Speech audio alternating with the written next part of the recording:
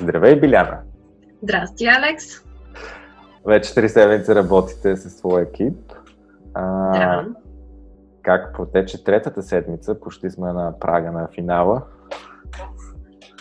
Третата седмица беше супер странна за нас, защото ние имаме проблем някакси да си синхронизираме всичките графици на целия екип. Ние сме доста голям екип.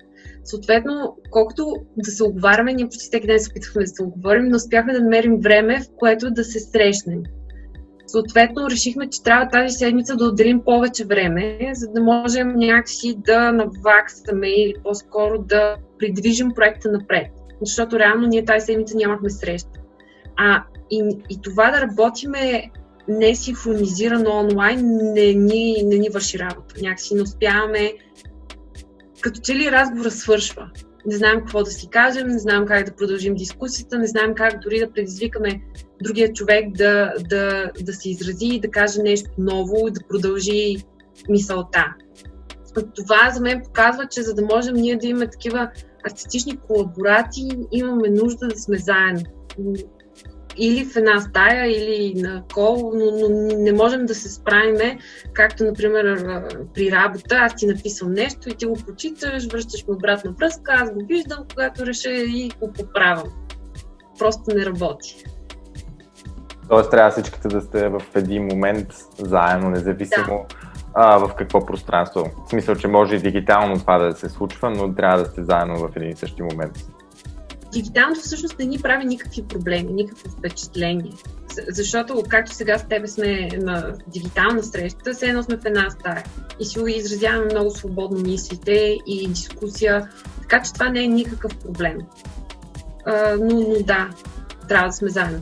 Ние стигнахме всъщност до дискусията, че Хороса в древногръцката трагедия, така да се каже, позицията на обществото, етическата позиция на обществото в този момент.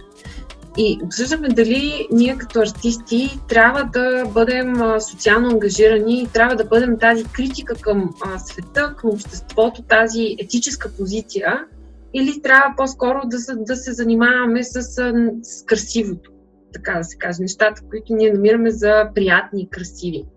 И съответно тук решихме да споделиме текстове, които са важни философски за нас, за това каква е ролята дори на човека, не само на артиста, и оттам вече да изходим до ролята на артиста в света.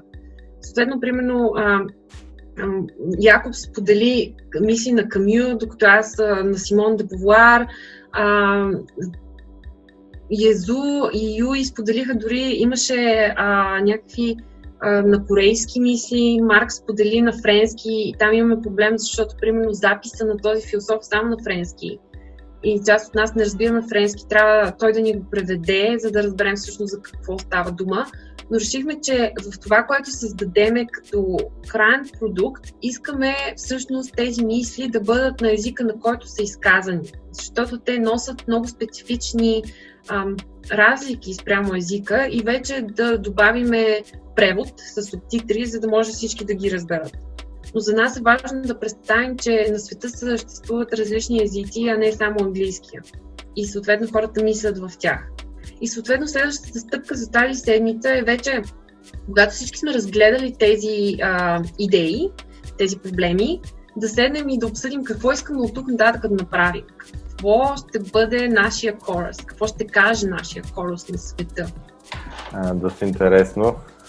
Езиците на света. Искаме да направим всъщност тези текстове, така си го представяме, да ги прочетем, съответно да можем да ги споделим със света и тези идеи, които ни вълнуват, и отзад съответно да има музика, която да предава тези идеи. Съответно екипа ми и музикалната част от екипа мисли да се заедно да запишат нещо, което да е импровизация. Дори не сме сигурни какво ще излезе от това нещо, но просто ще импровизират заедно.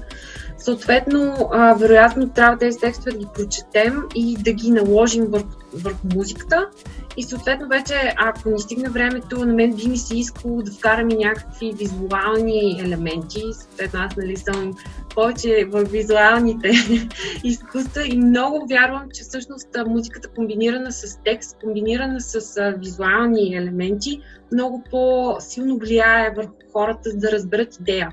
Защото реално ние ще се опитаме да синтезираме едни доста сложни идеи в нещо просто, което да бъде разбрано от публиката. И това е доста сложно. Супер, нямам търпение.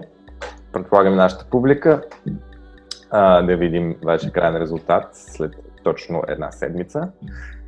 Кажи здравей на всички останали.